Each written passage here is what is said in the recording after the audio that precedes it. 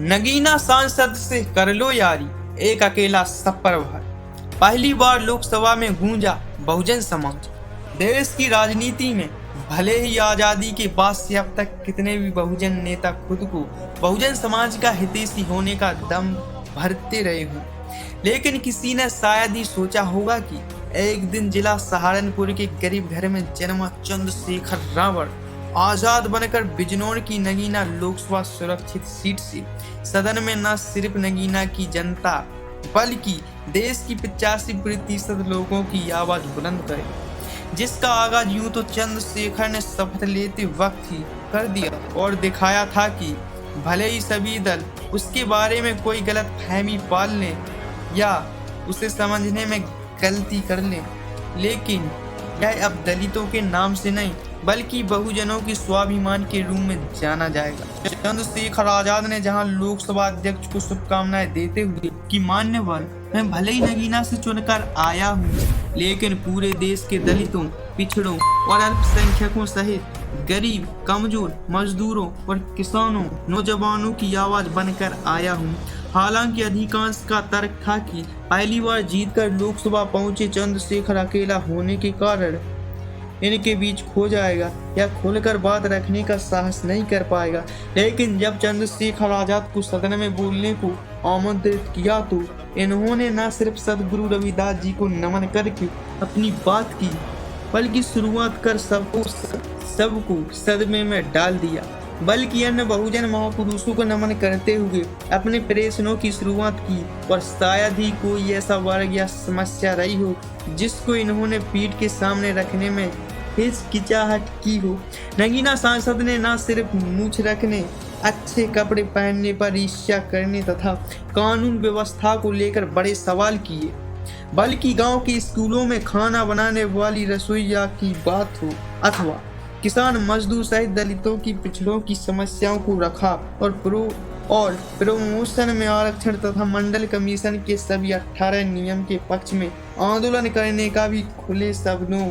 बड़ी शालीनता से साफ संकेत दे दिया कि पहले जो भी हुआ हो मुझे इससे मतलब नहीं, लेकिन अब चंद्रशेखर आजाद आ गया है तो मैं किसी भी तरह से बहुजनों की आवाज को दबाने या दबने नहीं दूंगा। इन्होंने सदन में पहले दिन ही लोकसभा अध्यक्ष से साफ साफ कह दिया कि हम देश के 85% लोगों की आवाज हैं, तो समस्याएं भी हमारी ही ज्यादा हैं, इसलिए हमें अपनी बात रखने का पूरा मौका मिलना चाहिए। चंद्रशेखर आजाद का पहला तेवर देखकर ही कोई भी व्यक्ति अंदाजा लगा सकता है कि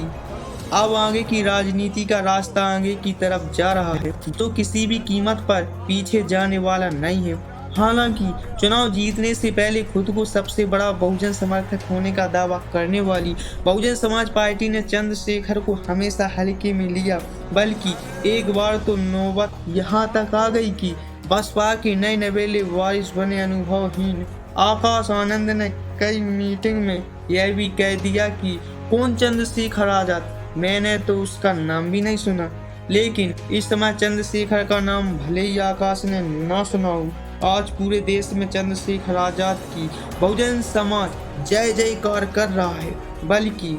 इनमें भविष्य के मानवर काशीराम की सूरत देखने लगा है। अपनी पार्टी की घोषणा करने के बाद भले चंद्रशेखर आजाद को लेकर न सिर्फ बहुजन समाज पार्टी सहित अन्य नेताओं द्वारा अपने विरुद्ध टिप्पणी करने वालों का अपमान नहीं किया, बल्कि बहन जी के विरुद्ध तो इन्होंने कभी दूसरों को भी संकेत दिया कि बहन जी के बारे में कोई जीवन भर अभद्र टिप्पणी नहीं करेगा।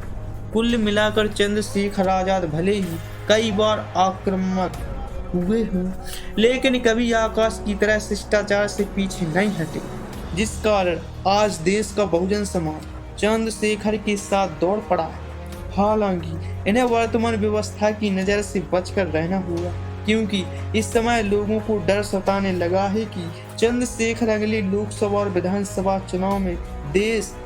सत्ता झटक कर व्यवस्था परिवर्तन कर डालेगा और साम दाम दंड भेद की राजनीति से मुक्ति दिलाकर धन धरती शिक्षा सम्मान से वंचित रहे वर्ग को इनके अधिकार दिलाकर ही मानेगा। खास बात यह भी है कि इनके समर्थकों का सुरक्षा कवच और खुले मन से मिला सपोर्ट चंद्रशेखर को पीछे नहीं जाने देगा। और चंद्रशेखर के उस वीडियो ने भी लोगों को जीत लिया है, जिसमें यह कहते नजर आ रहे हैं कि मैंने संसद का दरवाजा तोड़ दिया है, अगली बार हमारी संख्या सबसे अधिक होनी चाहिए। यानी इनका खुला कहना है कि अब देश की सत्ता पर देश के सबसे अधिक वोटों का अधिकार होगा, जिससे अपना देश वास्तव में ऐसा विकासशील कहलाएगा जहां धार्मिक और जातिगत भेदभाव नहीं बल्कि प्रत्येक व्यक्ति का विकास होगा और सभी लोग सम्मान से भारतीय होने पर गर्व महसूस करेंगे।